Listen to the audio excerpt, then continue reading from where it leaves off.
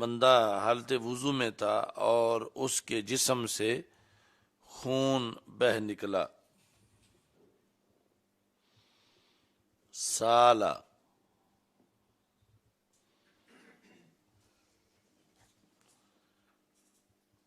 یا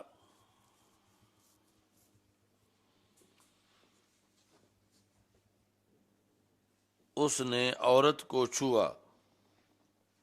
حالت وضو میں تھا، اس کے بعد عورت کو چھوا اور پھر اس نے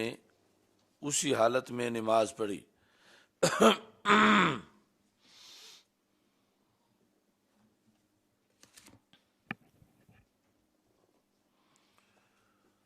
تو اس نماز کی جو صحت ہے وہ دو مذہبوں سے مرکب ہے، اور کوئی بھی حکم مثلا صحت کا، صحیح ہونا کسی چیز کا، اگر دو فقہ ملا کر بنتا ہو تو وہ باطل ہے۔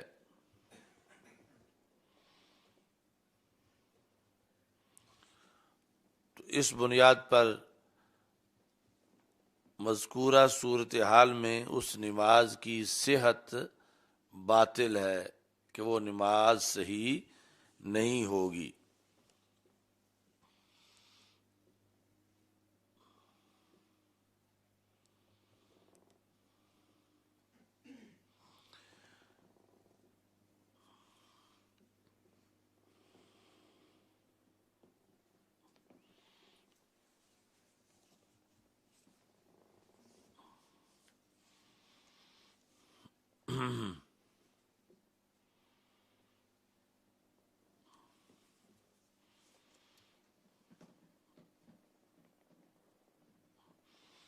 چونکہ ایک معین بندہ ہے اور حالت وضو میں ہے، اس نے آگے نماز ادا کرنی ہے، درمیان میں دو کام ہیں،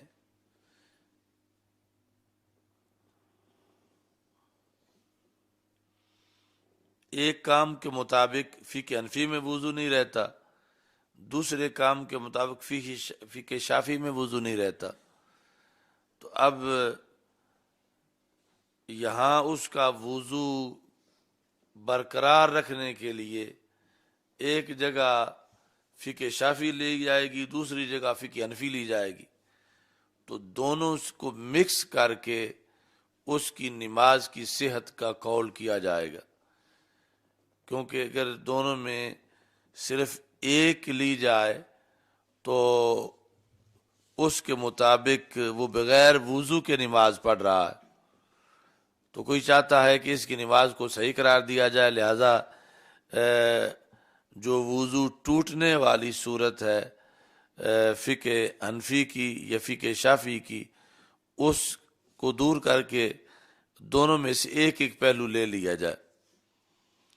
ایک لحاظ سے فقہ حنفی میں وضو بنا لیا جائے،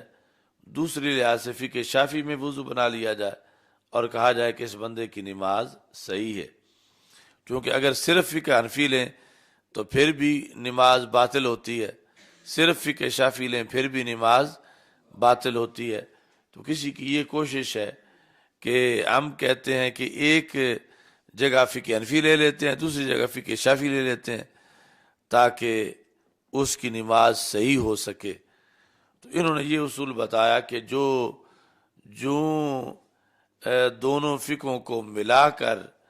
صحت ڈھونڈی جائے گی تو وہ بذات خود باطل ہو جائے گی، اس کا وہ تلفیق کہلاتی ہے، اور تلفیق کی بنیاد پہ جو حکم دیا جائے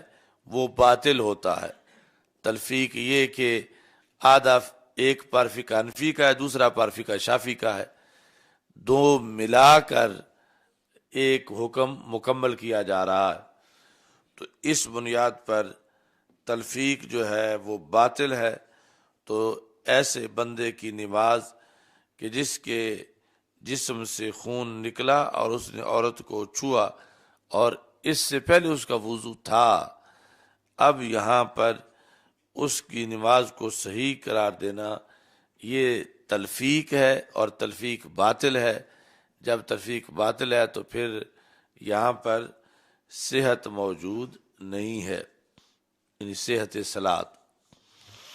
اچھا جی، آگے یہ ہے کہ تقلید کا حکم اور تقریر سے رجوع. ابن حمام نے اپنے رسالہ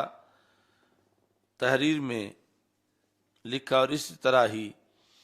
اصول عمدی میں ہے اور اصول ابن حاجم میں ہے، جمع جوامع میں ہے.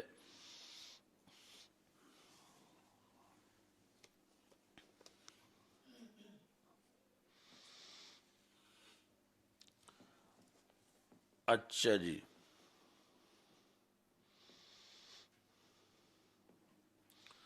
اور اس کی صورت وَهُوَ مَحْمُولٌ عَلَى مَا قَالَ ابن حجر والرملی فی شرحیہما علی المنہاج وابن قاسم فی حاشیتہ. یعنی صورتحال اس کی یہ ہے،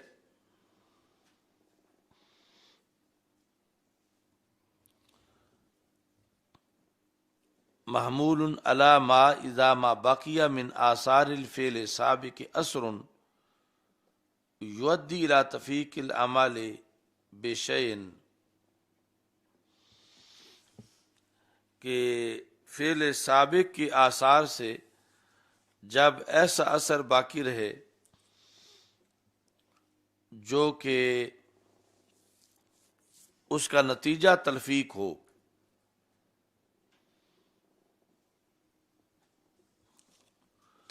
لا یقول بھی کل من المذہبین،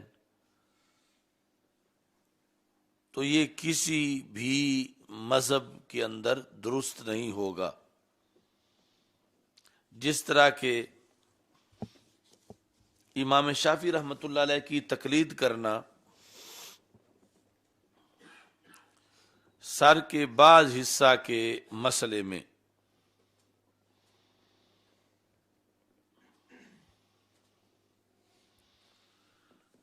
اور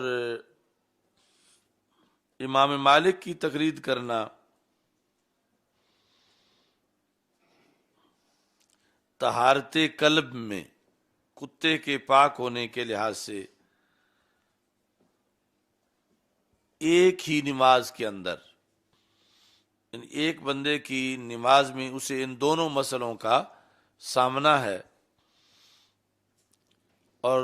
نماز صحیح تب ہو سکتی ہے جب کچھ حصے میں امام شافعی کی تقلید کی جائے اور کچھ میں امام مالک کی تقلید کی جائے.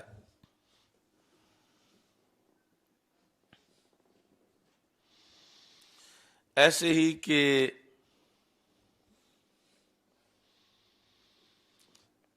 ایک ہے مکرہ کی طلاق،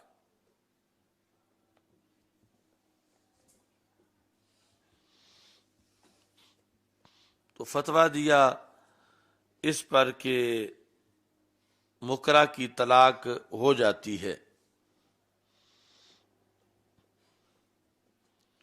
کہ اس شخص کی زوجہ جو ہے وہ اس سے بائن ہو گئی ہے، کہ اسے خامند کو مجبور کر کے اکراہ سے اس کو سے طلاق لی گئی ہے.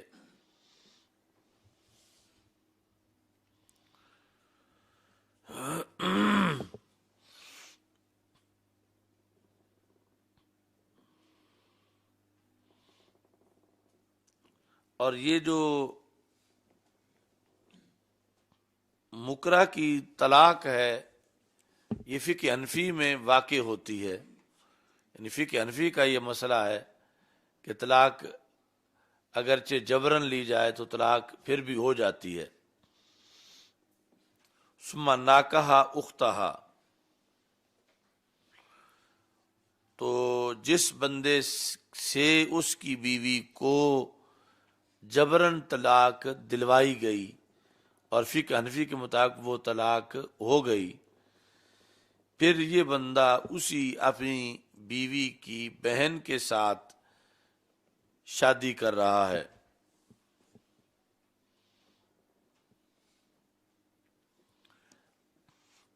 اچھا جی،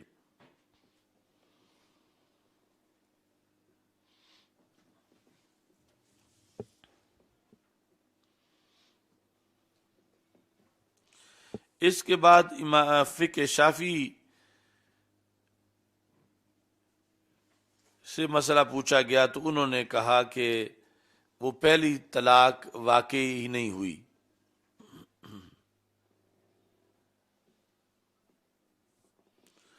تو اب اس پر دونوں بیویوں سے وطی کرنا ممنوع ہے، چونکہ جو پہلی ہے اس کے ساتھ ویسے تو جائز ہو سکتی ہے فقہ شافعی کے لحاظ سے کہ وہ یہ مکرہ تھا، جب اس سے طلاق لی گئی تو طلاق ہوئی نہیں ہے فقہ شافعی کے مطابق، اور دوسری جو ہے اس کا جواز بن رہا ہے فقہ حنفی کے لحاظ سے۔ تو لیکن یہاں یہ ہوگا کہ یہ جو صورتحال بنائی گئی ہے اس کی بنیاد پہ اب دونوں ہی اس کے لیے ناجائز ہو جائیں گی، نہ پہلی کے ساتھ وطی کر سکتا ہے اور نہ ہی دوسری کے ساتھ وطی کر سکتا ہے۔ او هو محمول علی من التقلید فی تلک الحادثات بعینها لا مثلها کما صرح به الامام السبکی وتابعه علیہ جماعت۔ تو یا تو اس مسئلے کو اس پر محمول کیا جائے گا کہ فعل سابق کا اثر باقی ہے، یا اس پر محمول کیا جائے گا کہ ایک معین مسئلے میں دو جدا جدا فقہ کی تقلید نہیں کی جا سکتی۔ وذالک کما لو صلی ظہرا بمس ربع رأس، کہ ایک بندے نے ظہر کی نماز ادا کی اور احناف کی تقلید کرتے ہوئے اس نے چوتھائی سر کا مسح کیا، فلیس لہ ابطالها باعتقادی لزوم مس الکل مقلدا للمالکیہ۔ اچھا جی،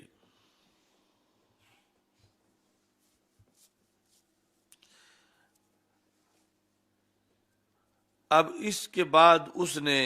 مسئلہ پوچھا مالکی سے، تو مالکی نے کہا کہ پورے سر کا فرض ہے، صرف چوتھائی کا فرض نہیں ہے۔ تو اب یہاں پر اس کے لیے یہ جائز نہیں ہے کہ یہ فقہ مالکی کو اسی دن فالو کر کے اپنی زور کو باطل کرے، یعنی پہلے جس فقہ پر تھا اور اس کے مطابق اس کا وضو قرار پایا تھا کہ اس نے چوتھائی سر کا مسح کیا ہے، تو اسی پر اس کو باقی رہنا ضروری ہے، اسی دن اسی نماز کے وقت میں یہ مالکی بن کے پھر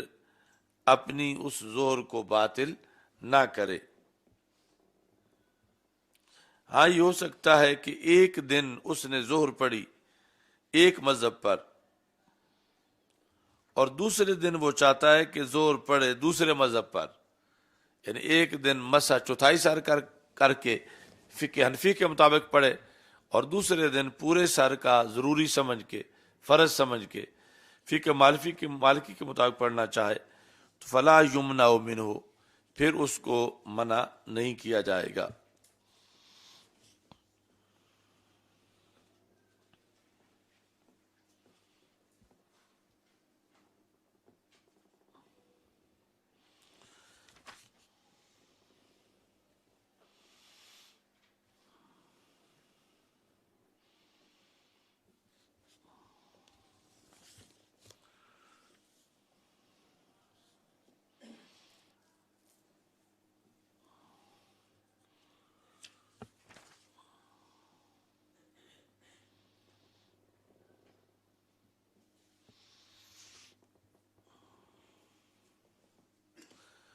باقی جو ہے وہ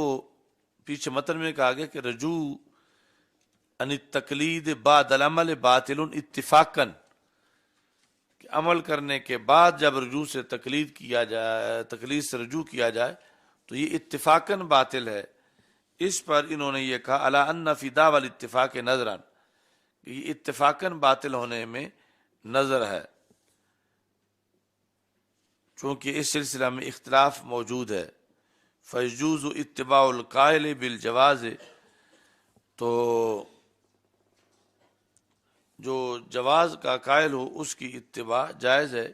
اس طرح ہی علامہ شرم بلالی نے عقد فرید کے اندر جو ہے وہ کہا ہے۔ ثم قال بعد ذکر فروع من اہل المذہب صریحۃ بالجواز و کلام طویل فتحصل مما ذکرناہ انہ لیس علی الانسان التزام مذہب معین، کہ وہاں پر یہ کہا ہے کہ مذکورہ کا خلاصہ یہ بنتا ہے کہ ایک انسان پر نہیں ہے لازم کہ وہ مذہب معین کا التزام کرے۔ وَإِنَّهُ يَجُوزُ لَهُ الْعَمَلُ بِمَا يُخَالِفُ مَا عَمِلَهُ عَلَى مَذْهَبِهِ مُقَلِّدًا فِيهِ غَيْرَ إِمَامِهِ، کہ اس کے لیے جو اس نے عمل کیا ہے اس کے مخالف پر عمل کرنا بھی جائز ہے، اپنے امام کے علاوہ کی تقلید کرتے ہوئے۔ مستجمعاً شروطہ، جب یہ اس تقلید کی شرطیں اکٹھی کر لے۔ وَيَعْمَلُ بِأَمْرَيْنِ مُتَضَادَيْنِ فِي حَادِثَتَيْنِ، تو دو متضاد کام ہوں لیکن واقع دو جدا جدا ہوں۔ لا تعلق لواحدۃ منہما بالأخرى، ایک کا دوسرے کے ساتھ تعلق نہ ہو، تو اس کے لیے جائز ہے دو جدا واقعوں میں دو اماموں کی آراء پر عمل کرے۔ وَلَيْسَ لَهُ إِبْطَالُ عَيْنِ مَا فَعَلَهُ بِتَقْلِيدِ امام آخر، اور عین جو کام اس نے کیا ہے اسی فعل میں دوسرے امام کی تقلید کر کے پہلے عمل کو باطل کرنا جائز نہیں ہے۔ لأن امداء الفعل کا امداء القاضی لا ينقض، کیونکہ فعل ایک صادر کرنا یوں ہی ہے جیسے قاضی کا فیصلہ ہے، تو قاضی جب ایک فیصلہ ایک فقہ کے مطابق کر چکا ہے اور دوسری جگہ وہ دوسری فقہ کے مطابق کر رہا ہے تو اس سے پہلی فقہ والا فیصلہ باطل نہیں ہوگا۔ ایسے ہی جب ایک فقہ کے مطابق ایک عمل اس نے کر دیا ہے اور دوسرے دن وہ دوسری فقہ کے مطابق کوئی عمل کر رہا ہے تو اس سے پہلا فعل جو ہے وہ باطل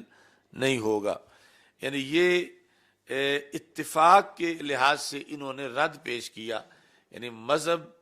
اور نظریہ یہی ہے کہ تلفیق باطل ہے، یعنی دو اماموں کی رائے اکٹھی کر کے کسی ایک ہی واقعے میں اس پہ عمل کرنا،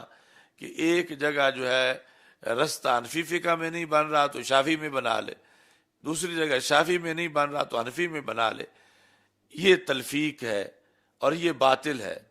اس پر جو قول کیا انہوں نے اتفاقاً باطل ہے، اس کے رد میں یہ موجودہ جملہ بولا جا رہا ہے کہ اب یہاں پر بھی دو مذہب مراد لیے گئے ہیں اور اس کو جائز سمجھا جا رہا ہے، تو اگر اتفاقاً باطل ہو تو پھر یہ بات جو ہے وہ نہ ہوتی جس کا اب تذکرہ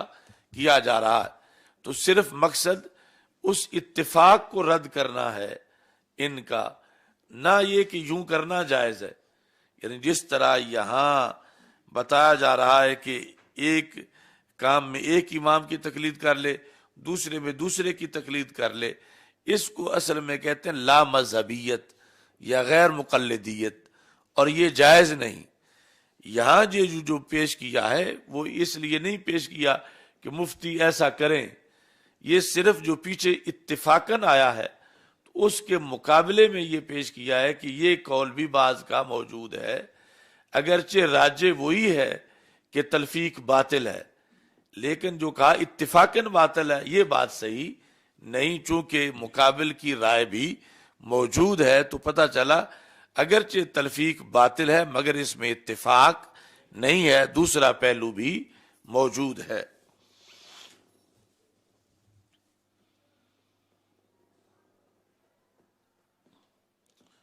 اچھا جی، وقال ایضا ان لہ التقلید بعد العمل، کہ ایک عمل کرنے کے بعد اس کے لیے جائز ہے کہ دوسرے امام کے موقف کی تقلید کرے، کما اذا صلی ظانا صحتها علی مذہبہ ثم تبین بطلانہ فی مذہبہ وصحتها علی مذہب غیرہ فلہ تقلیدہ، کہ ایک بندے نے نماز ادا کی اور وہ سمجھتا تھا کہ جو میرا مذہب ہے فقہی اس کے مطابق یہ صحیح ہے، لیکن بعد میں پتہ چلا کہ میرے فقہی حنفی مذہب کے مطابق تو یہ باطل ہے، مگر مثال کے طور پر شافعی مذہب کے مطابق صحیح ہے، عمل ہو چکا ہے پہلے، فالہ تقلیدہ، تو اس کے لیے وہ شافعی مذہب کی تقلید پھر جائز ہے، وَيَجْتَزِئُ بِتِلْكَ الصَّلَاةِ عَلَى مَا قَالَ، اور اکتفا کیا جائے گا کہ وہ نماز ہو گئی ہے چونکہ وقت اس کا گزر گیا ہے، اور فقہ حنفی کے مطابق تو صحیح نہیں تھی لیکن شافعی کے مطابق صحیح تھی، تو اب اس پر اکتفا کیا جائے۔ امام ابو یوسف رحمۃ اللہ علیہ سے بزازیہ میں یہ روایت ہے کہ ایک شخص نے صلی الجمعہ، جمعہ کی نماز ادا کی، غسل کیا تھا حمام سے، ٹینکی میں پانی تھا، وہ مراد ہے حمام سے یہاں پر، ثم اخبر بفارۃ میتۃ فی بئر الحمام، پتہ چلا کہ یہ حمام میں جس کنویں سے پانی آ رہا ہے وہاں تو کوئی چوہیا مری پڑی ہے۔